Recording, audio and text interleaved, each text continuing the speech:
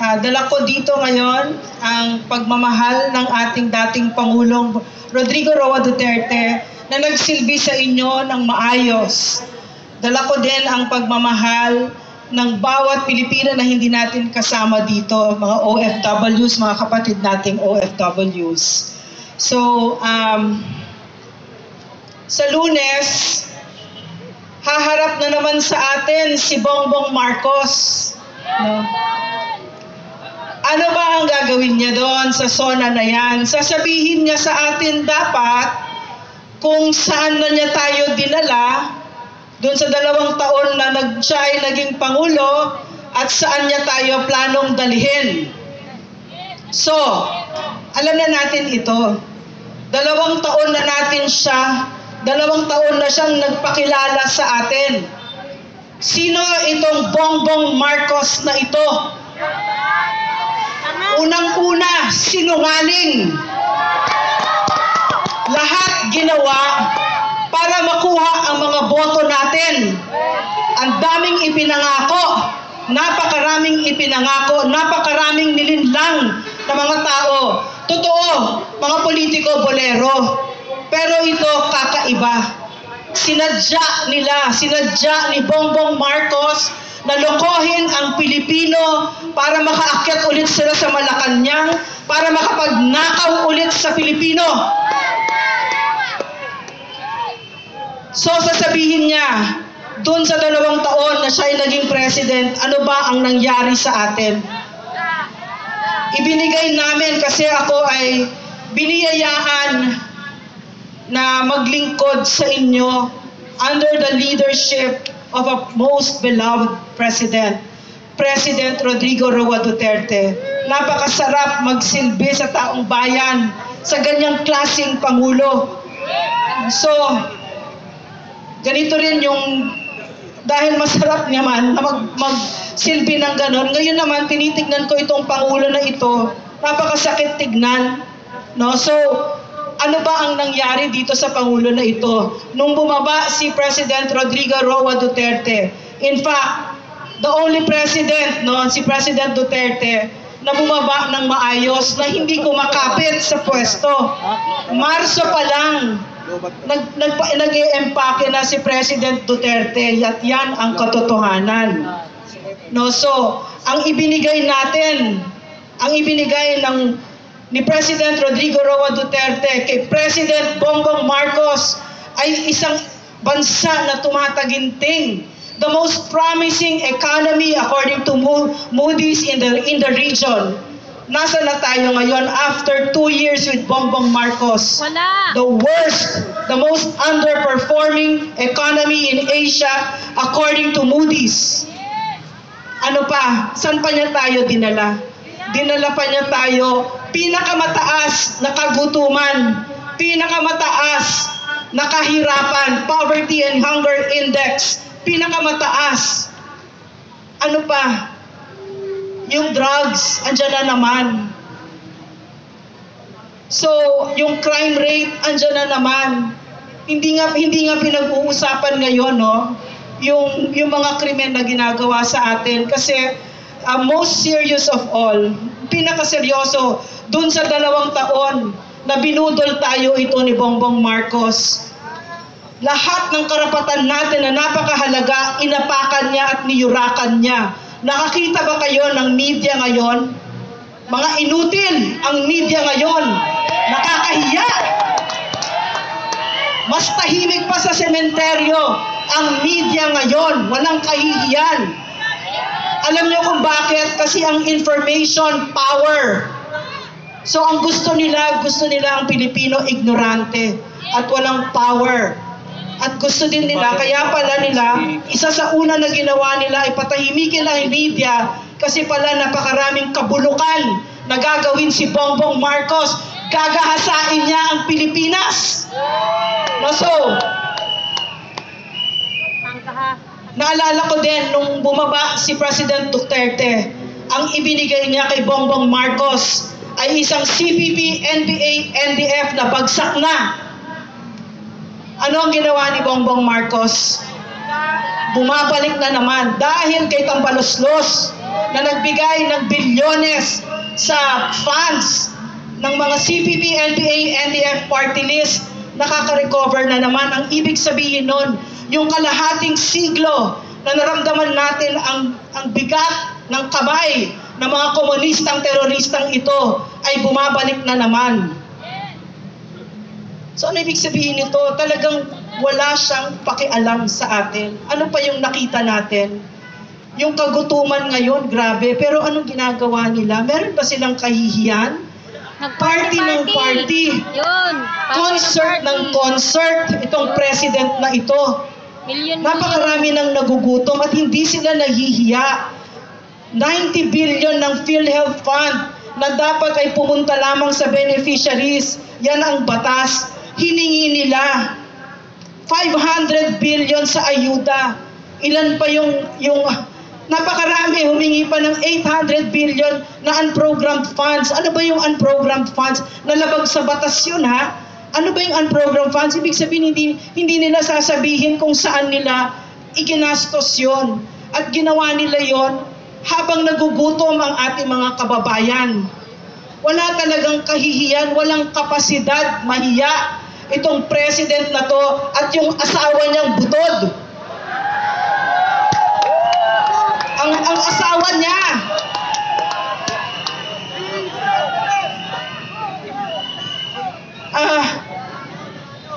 Nakakatawa tong asawa niya, feeling president, na hindi naman natin ibinoto. Napaka-arrogante. Napaka-bastos. Palaka! Yes. Mababa ang tingin sa mga kawani sa gobyerno. Tinungga yung champagne ng Senate President. At ano ang trato sa mga kasundaluhan natin? Ginalaw kaagad yung kanilang pensyon. At saka kahit sa kapulisan, anong ginawa nila? Si Bongbong Marcos ang nagbigay ng utos na 2 batalyon ng mga pulis ay lusubin ang KOJC sa Davao. At itong mga hindi lang 2 batalyon ng Special Action Forces, CIDG, meron pang SWAT, meron pang snipers, meron pang helicopters. At sino ang hinarap nila? Mga sibilyan, mga church workers, mga missionaries, mga bata. No. So yan na, tapos nung nag-press conference ang PNP, sila pa yung nagsinungaling. Sinabi nila, itong mga unarmed civilians, mga bata, ay sila daw ang inatake. Sila na mga naka full gear, high caliber. So, under President Rodrigo Roas Duterte's watch, the PNP enjoyed its highest trust ratings. Pinagkakatiwalaan sila. At ang AFP ay gayon din.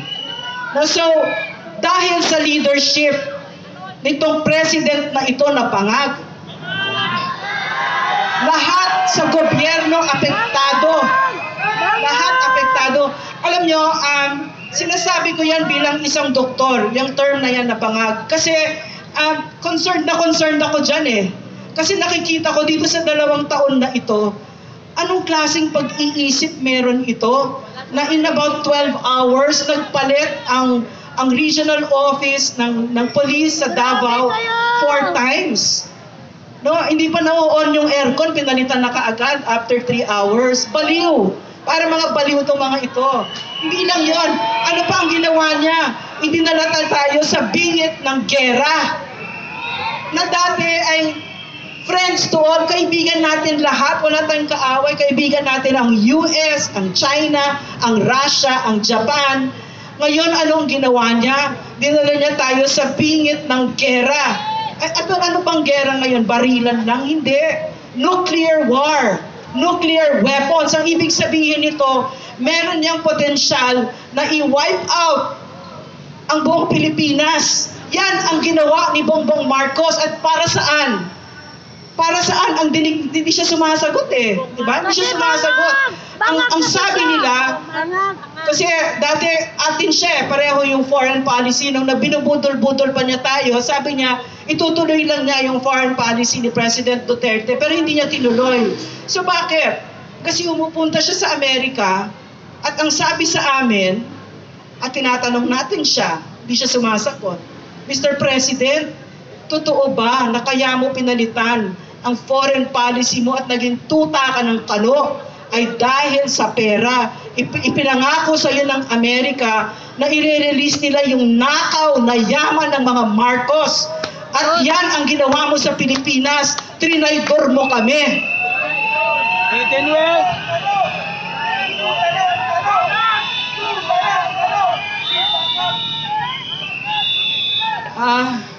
Napakarami ng gusto kong sabihin. Makita natin yung karakter ng Pangulo na ito, na ang pinakagalit sa kanila, pinakanasaktan sa kanila ay ang mga taong nagmahal sa kanila, ang totoong nagsilbi sa kanila. No? Katulad nila Attorney Vic Rodriguez, sila Maharlika. Kahit kayo, di ba? No? Mga nag-follow at nagbigay ng tiwala. Kasi ito yung karakter niya. Kahit si President Duterte, napakabuti sa pamilya Marcos. Dati dinuduraan niya ng Pilipino. Pero dahil kay President Duterte, yung ama nila ay nalibing ng maayos. No? At dahil kay Inday, nakabalik sila sa Malacanang. Pero anong ginawa pag upo ni Inday? Agad-agad talagang they are spending billions para masira ang Vice President natin. At kung ano-anong kasinungalingan. Pero tingnan nyo, ang galing-galing ng Pilipino.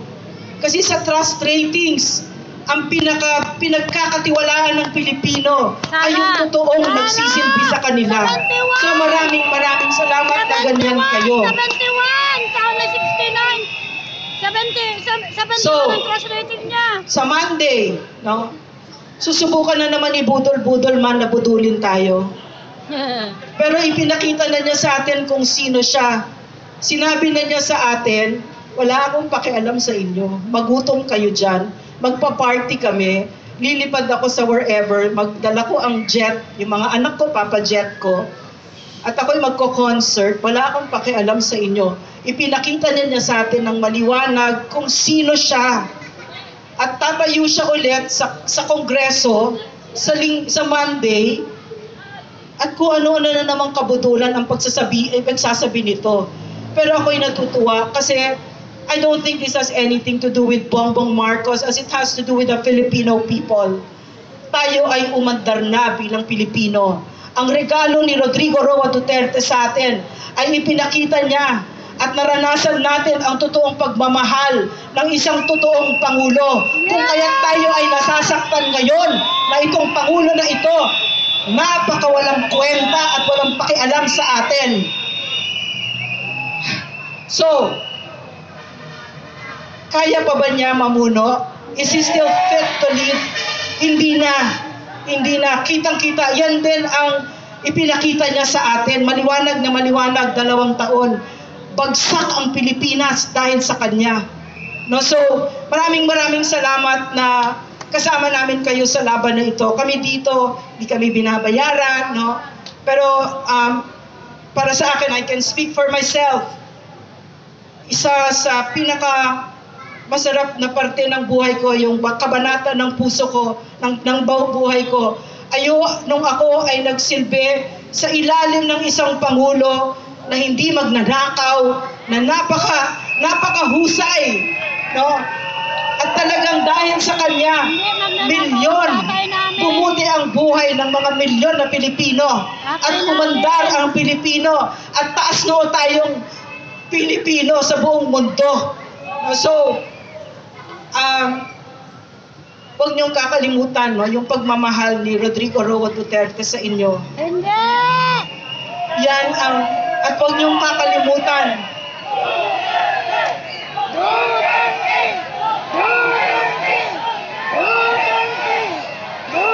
Alam nyo, itong mga itong mga Marcos group na ito, hindi ko alam kung bakit sila praning kay President Duterte at kung ano na pang kinikwento na pababagsakin daw sila. Nakita niyo ba si President Duterte? He's almost 80. Wala na. Tinatanong ko si President Duterte, Sir, bakit lumalaban pa kayo? Kasi pwede namang hindi na eh. Napakarami na nang nagbigay nyo sa bansa. At ang sinabi niya, kasi mahal ko ang Pilipinas. So, Sabi ni tatay. marami pong dito sa 2 taon ni Budol-Budol, tayo ay nasaktan. Nakita natin na ganito pala ang tingin ng isang president sa atin, no? Talagang pwede tayong nakaw-nakawan na ganyan, walang kahihiyan yung sa PCS o harap-harapan, walang tago-tago, di ba? At saka yung asawa niya, Diyos ko, napaka-arrogante, di ba? So, walang kahihiyan sa Pilipino. Pero, at gusto nila parang ang agad-agad pag-upo nila, ang pinapaniwala nila sa atin, sila ang may-ari sa gobyerno at sila ang batas. At kahit na ano sabihin nila, yan ang mangyayari. Pero ako'y natutuwa kasi sa Monday, papakinggan na naman natin si Budol-Budol man at lahat tayo pagtatawanan natin siya. At magpapakilala ulit tayo dito kay Budol kasi tama si President Duterte. Hindi nila kilala ang Pilipino, no? Galing tayo sa magigiting na mga bayani. So maraming salamat kasi lumalaban kayo at nagmamahal ng Pilipinas katulad ni Rodrigo Roa Duterte. Thank you very much, Dr. Lorraine Baduy. Public service announcement po sa may-ari ng Fortuner with plate number CAW 7629. Again, CAW Fortuner 7629 at MDY